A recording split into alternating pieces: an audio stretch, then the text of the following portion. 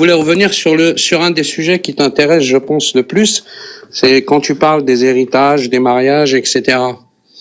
Je sais pas si tu connais les textes de Ibn Khatir. Quand vous faites allusion... Ouais. Ouais, quand vous faites... Mais pourquoi tu rigoles? Parce que... Le danger. Parce qu'il s'appelle Ibn Khatir. Parce qu'il s'appelle Ibn Khatir. Le fils du dangereux. Le fils du dangereux. Ah, mais il faut accepter, comme tu disais tout à l'heure, j'ai bien écouté, toi, tu as tes opinions. Tu veux dire, est-ce que tu veux dire Ibn Khatir? On corrige après ça. Ouais, mais ça s'écrit... Il y a des gens qui l'écrivent avec un H et des gens qui l'écrivent sans H. Oui, le H à côté du T, pas à côté du K. C'est Khatir, c'est pas Khatir. Devant, après le K. Désolé. C'est bon, c'est pas Ibn Khatir. Je suis d'accord avec toi. C'est pas grave. Ibn Khatir. C'est pas grave. Il y a des textes que vous prenez souvent, que vous mettez souvent en avant, c'est toujours les mêmes, c'est répétitif. Mais ouais. Ce que vous faites, en fait, quand vous lisez des versets et des entre parenthèses, des sourates, vous terminez jamais, parce que, en fait, il faut savoir lire les textes qui sont reportés à d'autres textes. Par exemple, vous allez jamais donne-nous un exemple où on a fait ça. On a fait cette manipulation. Non, j'ai pas dit que c'était une manipulation. D'accord. Dis-nous un exemple où on a fait cette erreur. En fait, quand tu lis un livre, tu le lis jusqu'au bout. Donc, quand tu lis des sourates et des versets, tu dois les lire jusqu'au bout. Un exemple où on n'a pas fait ça. Le départ ainsi que la fin, le tenant et les aboutissants. Très bien. Donne-nous un exemple où on n'a pas fait ça et on devait faire ça. Voilà. Tiens. Voilà, je t'ai ramené un exemple. Ah putain, je vois rien. Quelqu'un arrive à lire? Si tu veux, je vais te lire. Pardon, Gans, juste un truc. Jack, on peut passer sur l'autre mode où on est petit sur le côté. Par contre, on dirait, t'as vu, c'est la même mise en page que les dossiers bullshit qu'il y a sur le Discord de Von Reich. Oui. C'est marrant. Non, t'inquiète pas, j'ai rien à voir avec personne, moi.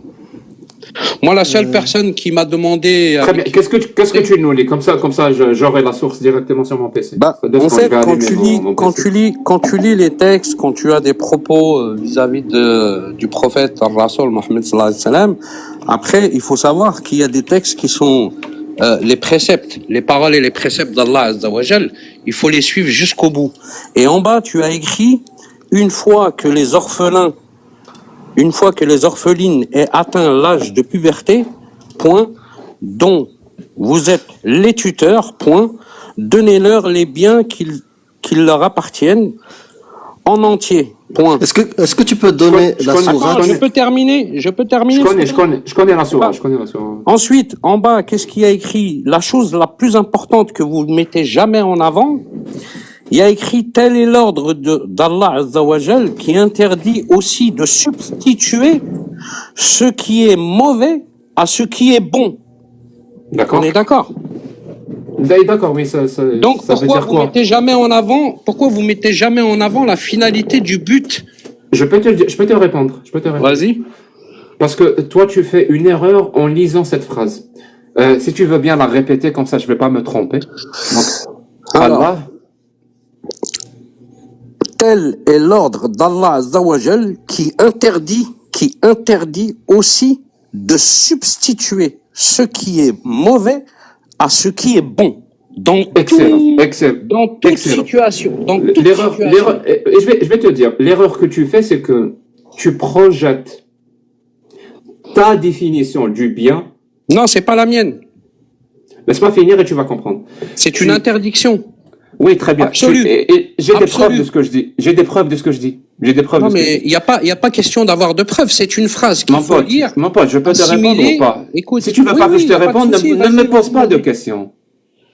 Je te disais, tu projettes ta définition du bien et du mal qui te vient de 2024 sur cette parole qui date du 7e siècle.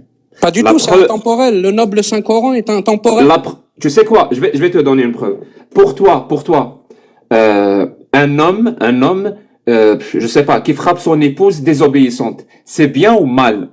Mais je viens de te répondre à toutes tes questions.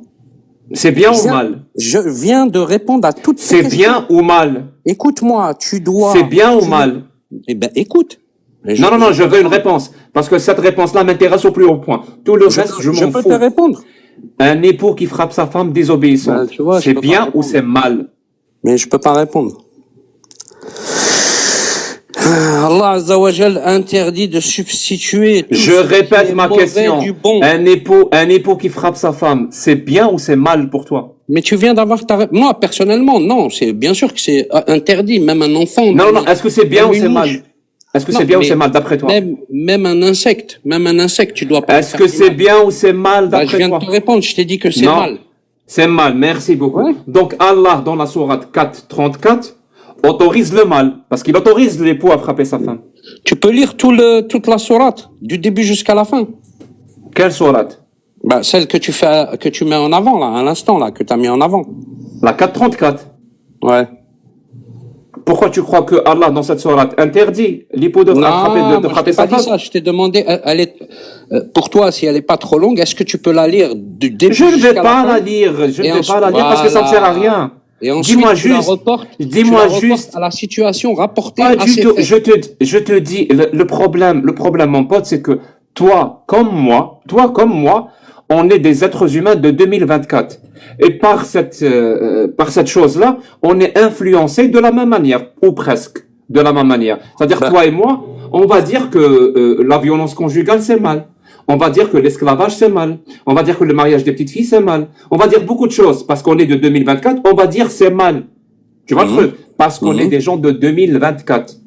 Mais le truc, c'est que si réellement ton Dieu et les paroles de ton Dieu sont intemporelles, on va trouver la même chose. Et il va dire que l'esclavage, c'est mal. Et il va dire que la violence conjugale, c'est mal. Et il va dire que le mariage des petites filles, c'est mal.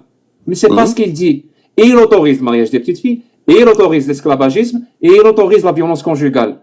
Donc comment on fait? Est-ce que lui, il a une mauvaise définition du bien et du mal? Parce que c'est pas la nôtre. Hein. Je t'assure que c'est pas la nôtre. Tout ce que t'as à faire, c'est de lire. Ou alors toi, tu projettes ta définition du bien et du mal, qui est aussi la mienne, et tu vas dire que Allah, forcément, il est d'accord avec moi. Mais va vérifier s'il est d'accord avec toi.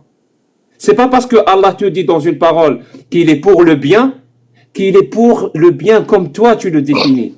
Peut-être que ça n'a rien à voir avec le bien que toi le bien que toi tu définis. Peut-être que le bien que lui définit, c'est un bien comme c'était défini au 7e siècle dans le désert d'Arabie et qui n'a rien à voir avec nous comment on définit le bien. À tel point, ça n'a tellement rien à voir que nous, le bien comme eux l'ont défini, on va le définir comme mal. Même comme des pratiques barbares. La preuve, l'esclavagisme, les violences conjugales et le mariage des petites filles. Et je peux continuer comme ça pendant longtemps. Couper la main du voleur et la polygamie. Et je continue l'intolérance, pragmatiser les apôtres. Et je peux continuer. Tout ça pour Allah, c'est bien. Alors que pour moi, c'est mal. Et pour toi aussi, c'est mal. Tu sais pertinemment que dans l'islam, c'est écrit, tu dois te référer et respecter les lois du pays dans lequel où tu vis. On est d'accord? Non, on n'est pas d'accord. Non. Ah, bien sûr que si. Ah, bien sûr que non. Bah, si. Ah, tu plaisantes, j'espère. Si tu vis dans un pays non musulman... Ça veut dire Allah nous donne des lois pour l'appliquer, donc la charia. Et dans la charia, il nous dit, n'appliquez pas la charia, appliquez les lois du pays où vous vivez. Je crois vraiment que c'est ça qu'il dit. Attends. Je viens de t'expliquer un texte qui est simple et facile à comprendre. Je viens de te dire et pourtant, tu l'as mal compris. Écoute, c'est écrit que un musulman, Inch'Allah, moi je dis toujours Inch'Allah, il doit respecter les lois du pays dans lequel où il vit, même si, surtout si c'est un pays non musulman. C'est bien, mais voilà. C'est parce que Allah dit. Ça, c'est maintenant, pourquoi tu es dans le déni quand je te dis tel est l'ordre d'Allah Azza wa Jal qui interdit aussi de substituer ce qui est mauvais à ce qui est bon?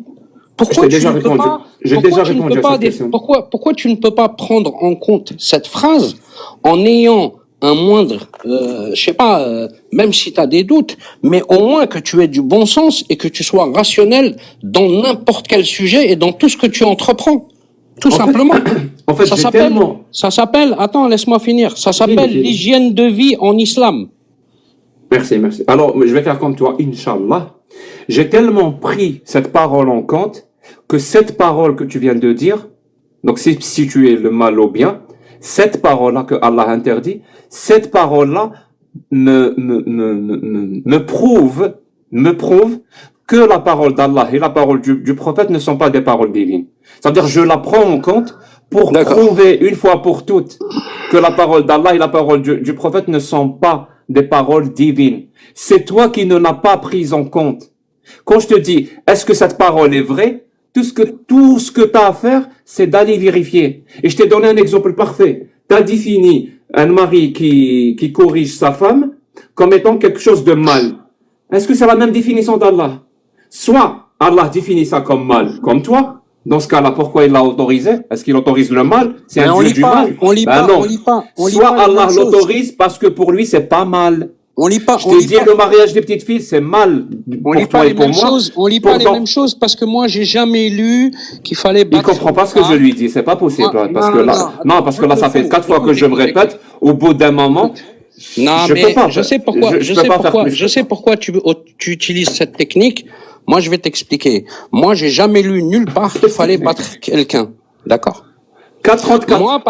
Moi, par contre, j'ai lu une métaphore qui dit, et si votre femme a un mauvais comportement, redressez-lui le dos. C'est une métaphore, c'est une parabole avec la parole. Tout simplement. Dans le Coran, c'est écrit métaphoriquement que tu dois redresser le dos à ta femme. Est-ce que tu connais cette parabole ou pas? Attends, je répète. Dans le Coran, dans la 434, comme la femme peut aussi le faire, hein. Elle peut redresser métaphoriquement le dos de son mari. Ouais, c'est une parabole en expliquant que avec le dialogue, tu peux, par exemple, reprendre quelqu'un qui a fait une erreur et en échangeant dans un dialogue, et voilà. Et donc pour que Allah nous dise que la femme et l'homme peuvent se redresser mutuellement le dos, métaphoriquement parlant, pour nous dire ça, Allah, qu'est-ce qu'il dit? Et les femmes dont vous craignez la désobéissance, frappez-les. Dis-moi, le Dieu auquel tu crois, il est bête, il ne sait pas parler, il ne sait pas communiquer, il ne sait pas utiliser des phrases avec des mots pour s'exprimer. C'est-à-dire pour nous dire, non, je connais pas. Tout ce que je connais, c'est que je dois finir ma parole. Donc Allah, pour nous dire de nous redresser mutuellement le dos, métaphoriquement, il nous dit, la femme dont vous craignez la désobéissance, frappez-les. Et Allah, pour nous dire, je sais pas moi, de métaphoriquement punir les voleurs, il nous dit, le voleur et la voleuse, coupez-leur les mains. Dis-moi, je peux continuer comme ça pendant longtemps. Le Dieu auquel tu crois, il a une maladie mentale, il ne sait pas s'exprimer. Pour dire un truc, pour interdire un truc, il l'autorise et il l'interdit dans sa parole. Et à nous de comprendre, avec notre morale de 2024, que c'est métaphorique et que c'est tellement métaphorique que finalement l'autorisation qui a l'air d'être écrite, finalement c'est une interdiction. Mais tu nous prends pour qui? Sérieusement, tu nous prends pour qui? Pour des gens qui ne savent pas lire? Pour des gens qui ne savent pas le sens des mots? C'est-à-dire jusqu'à quel point on doit écraser notre intellect, on doit écraser le sens des mots, et jusqu'à quel point pour accepter et admettre la parole d'Allah. Peut-être que j'ai pas envie de le faire. J'ai pas envie de devenir bête pour accepter la parole d'Allah. Mais toi, tu as le droit. Merci beaucoup, mon pote.